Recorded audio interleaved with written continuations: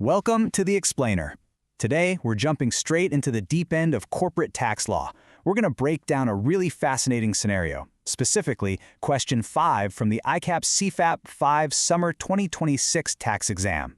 We're looking at what actually happens when a business goes head-to-head with tax authorities. Whether you're a seasoned pro brushing up on your defense strategy or just someone fascinated by the sheer mechanics of corporate restructuring, you are absolutely in the right place. Let's take all this dense legal jargon and turn it into something we can actually use. So picture this. You open your mail on a random Tuesday and boom, there's a notice from the tax authority. No warning, no preliminary meeting, nothing. The commissioner is demanding full, unhindered access to your electronic systems. They want to audit literally every single purchase transaction your company has made over the last 10 years. I mean, it's pretty much a universal business nightmare, right? But here's what we need to figure out. How much of that aggressive demand is actually backed by the letter of the law, and how much is just pure overreach? Well, we're going to break down that exact reality right now. Okay, so here's our roadmap for this explainer. We'll start with the anatomy of an audit notice, then look at the limits of statutory audit power. After that, we'll shift gears into discontinuing a business division, followed by the risks of transfer to unregistered buyers, and finally, we'll wrap up with the going concern exemption. Let's get to it. Section 1. Anatomy of an audit notice.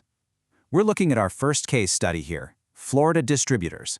They just got hit with one of those completely unexpected audit notices from the Commissioner Inland Revenue. Now, your first instinct might be that jumping straight to an audit without any prior warning or hearing is a total violation of due process. But actually, under the Sales Tax Act, that part is completely legal. It's true, no prior hearing is required. However, the tax authority's underlying reasoning for the audit, that's where their entire case falls apart. Look at the stark contrast here. The tax department claimed they picked Florida distributors at their pure discretion just for, quote, general verification. But the law firmly shuts that down. The idea that an audit is purely discretionary is 100% incorrect. You need strict, objective justification based on identified risks. They can't just audit you on a whim or go on a general fishing expedition. So, what exactly does the law demand before an auditor can even knock on your door?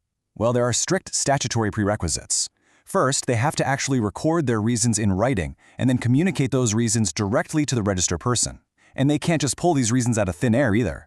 They have to base them on a concrete scrutiny of the records they already have, things like your sales tax returns, income tax returns, financial statements, or even third-party info. But the real kicker? Those reasons must be tied to specifically identified risk factors. Just wanting to do a general compliance check simply does not cut it. Because the notice sent to Florida distributors completely lacked these specific risk factors, the whole audit initiation failed to meet the statutory requirements. Moving right along to Section 2, Limits of Statutory Audit Power. Let's say the auditor is actually in the building, and they drop a massive data demand on your desk. They demand access to your electronic records, which, yes, they are legally permitted to do, but then they ask for every purchase transaction from the last 10 years. This brings us to a massively important number, 6. Under the Sales Tax Act, the absolute statutory limit for record keeping is strictly 6 years, period. That means the Commissioner's demand for a decade of historical data is completely unlawful. They are overstepping their legal bounds by a full 4 years. Knowing this one single number is literally the difference between handing over a mountain of unnecessary historical data and legally protecting your company's boundaries. All right, Section 3, Discontinuing a Business Division. We're bringing in our second case study now, Bab el-Mandeb Traders, or BMT for short. We're pivoting away from government defense and getting into the rigorous financial math of corporate restructuring. So BMT operates multiple divisions, and they've made the tough call to shut one of them down. When they terminate this taxable activity, they're left sitting on a bunch of unsold inventory. Now, you'd logically think, hey, we didn't sell it, so we don't owe sales tax on it, right? Wrong. The law has a built-in trap here called deemed supply. This essentially means that any taxable goods you're holding in stock when you terminate a business activity are legally treated as if they had been supplied or sold. Even though BMT hasn't sold a single item to an outside customer, they still have to treat that leftover inventory as a taxable supply. The government does this to make sure goods that already got input tax adjustments don't just magically vanish from the tax net when a division closes. Okay, so that raises an immediate, glaring question. How in the world do we calculate the tax on something we didn't actually sell? According to the data from the exam scenario, BMT's remaining inventory cost them 8 million rupees to acquire. But the current market value of those goods has dropped. It's only 5 million rupees now. Well, the tax law is crystal clear on this. You have to use the market value, not the historical cost. The market value is the legally recognized value of the supply. So we're throwing out that 8 million figure, and all of our calculations have to be based on that 5 million rupee market value. Let's run the actual math on that. If we apply the standard 18% sales tax rate to that market value of 5 million rupees, we hit exactly 0.9 million rupees. That right there is the sales tax amount BMT is legally on the hook for. They have to pay that to the government upon closing the division, literally just for holding the stock. It's a pretty massive financial liability, and it absolutely has to be factored into the cost of shutting down any taxable business activity. Which leads us to Section 4, Transfer to Unregistered Buyers. BMT looks at that tax bill and decides, instead of just closing down the division entirely, they're going to transfer the remaining operations and assets to a buyer named Lombok Associates, or Law. Now pay close attention, because this is where things get incredibly dangerous. If BMT transfers those taxable goods to an unregistered buyer, the law treats it exactly like a normal taxable supply. Full sales tax is chargeable. And look at this chain of liability. Step 1. If BMT, the seller, fails to pay the tax due on that transfer, the government doesn't just throw their hands up and walk away. No. Step 2, that unpaid tax legally becomes the first charge on the assets of the business. The tax burden literally physically chases the assets. Which brings us to Step 3.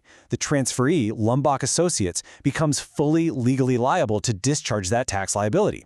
Basically, by buying from BMT while unregistered, LA could accidentally inherit a massive, completely unexpected tax bill. Yikes. Finally, Section 5, the going concern exemption. Thankfully, there is a much smarter, tax-efficient way to handle this corporate restructuring, and it's built right into the law.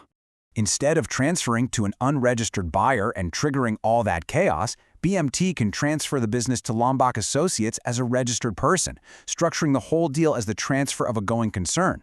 Let's look at how these two scenarios stack up side by side. With an unregistered buyer, remember, it's a normal taxable supply. That means immediate tax has to be paid. And if it's not, you get those nasty asset-chasing liabilities we just talked about.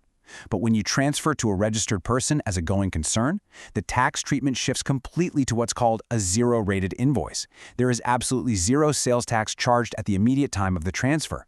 The future tax liability is smoothly passed on, and it's accounted for by the transferee down the line. It's night and day. The real golden ticket to making this strategy work is this specific statutory requirement. The transfer of taxable goods shall be made through a zero-rated invoice. In plain English, no sales tax is charged at the exact moment the business changes hands, as long as the transaction is perfectly documented according to the law. It acts like a bridge. The tax responsibility doesn't just disappear into thin air, it's cleanly handed over. Lombok Associates, the transferee, will then be responsible for accounting and paying that sales tax, but only when those goods are eventually supplied in the normal course of their new business operations. We have covered some incredible ground today. We went from shutting down unlawful decade-long audit demands by knowing your exact statutory rights, all the way to navigating the precise mathematical liabilities of deemed supplies, and finally, protecting business transfers using the going concern exemption. So it all boils down to one final thought I want to leave you with. When it comes to your business transitions, are you actively structuring your success, or are you just blindly passing on a tax burden? Because proactive tax structuring isn't just a compliance exercise. It's an absolute necessity for corporate survival. Thank you so much for joining me in this explainer, and keep learning.